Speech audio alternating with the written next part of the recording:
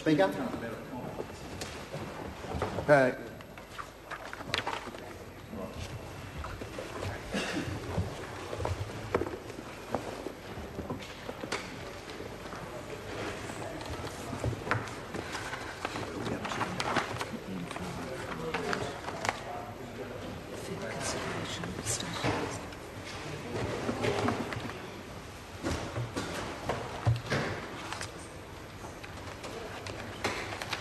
Order. The House in committee for further consideration of the Rugby World Cup 2011 Empowering Bill.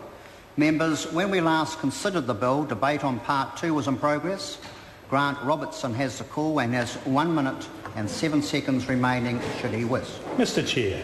Grant Robertson. Thank you very much, Mr Chair. Only 1 minute and 7 seconds. I have more to say, and I'm sure that will come in a future call. We're debating Part 2 of the Rugby World Cup Empowering Bill, and in particular the establishment of the Rugby World Cup Authority. Now, the Labour Party supports the establishment of this authority because we do see that this is a reasonable mechanism by which to hear urgent matters that may arise in the build-up to the Rugby World Cup. However, as we have stated several times during this debate, Mr Chair, we have grave concern about the fact that having established this authority, the government is then putting in place a process by which the Minister, Murray McCully, in consultation with Jerry Brownlee and Nick Smith, can override, vary, ignore, do whatever they like with that decision. And the example I was giving, Mr Chair, when I spoke was about the question of wet paw facilities at Eden Park, and noting that some material obtained under the Official Information Act actually shows that Jerry Brownlee was refusing to listen to the advice of the police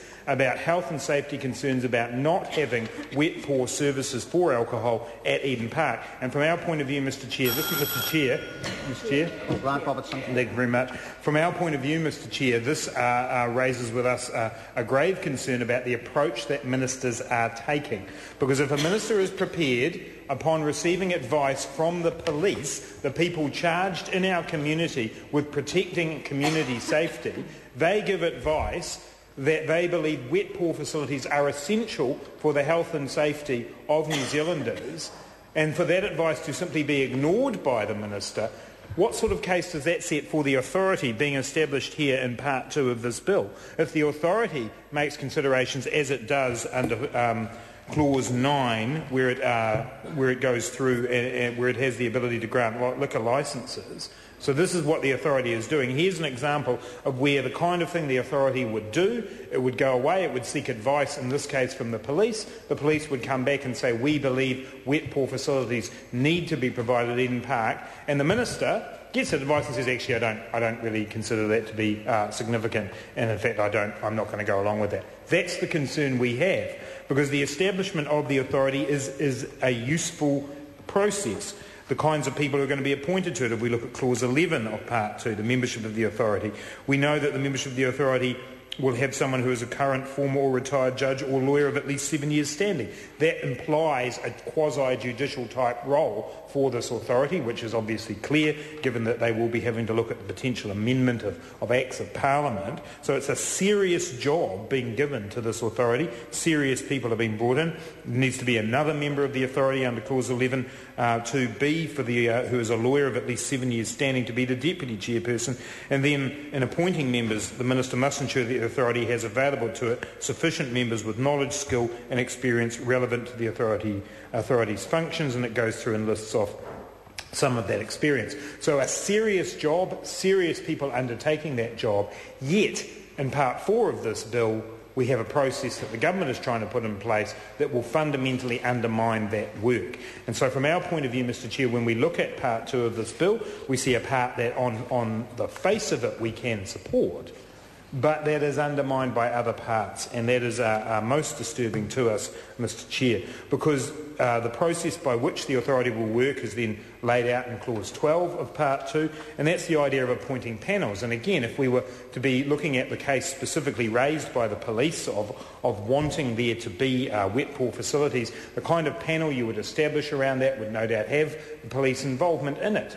Those people who the authority would have brought in to place to determine what they were going to do about those sorts of issues. they would be talking to the police. And here we have Jerry Brownlee, 3 occasions, Mr Chair, that Jerry Brownlee had the police come to him, and I have the notes from each of those meetings here, and in each of those occasions Jerry Brownlee declined to go along with the police's advice about health and safety concerns that they had, and rather said that he didn't feel that the Rugby World Cup justified putting in place this activity. The police then said, Mr Chair, that they believed that this was a legacy investment that the Rugby World Cup should put in place for the health and safety of not only New Zealanders but also visitors to our country. So Part 2 of this bill does certainly provide for the authority to make decisions about liquor licences. Here's a decision around the question of the provision of liquor and provision of licences, and here's an example of the Minister for Economic Development deciding that he wanted to ignore that. And he will be one of the people that Murray McCulley, as Minister for the Rugby World Cup, turns to decide what to do about the authority's recommendations, the authority established in Part 2 of the bill. And one of those people, Jerry Brownlee, has shown himself to not be interested in what the police had to say about safety and about how the World Cup should operate in terms of liquor licences, and I have no confidence, Mr Speaker, that would be what would happen here.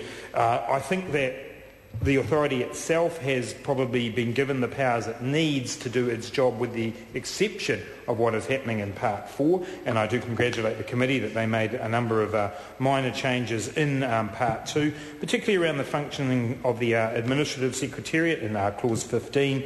The functions have been varied somewhat to allow the Secretariat to provide advice to the authority, which again is useful because the authority is going to have to act quickly. It needs all of the people that it can around it.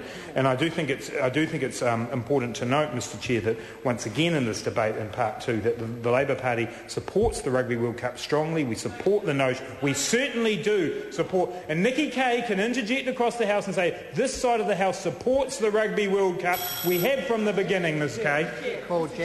I called Jackie Dean. Yes, thank you, Mr.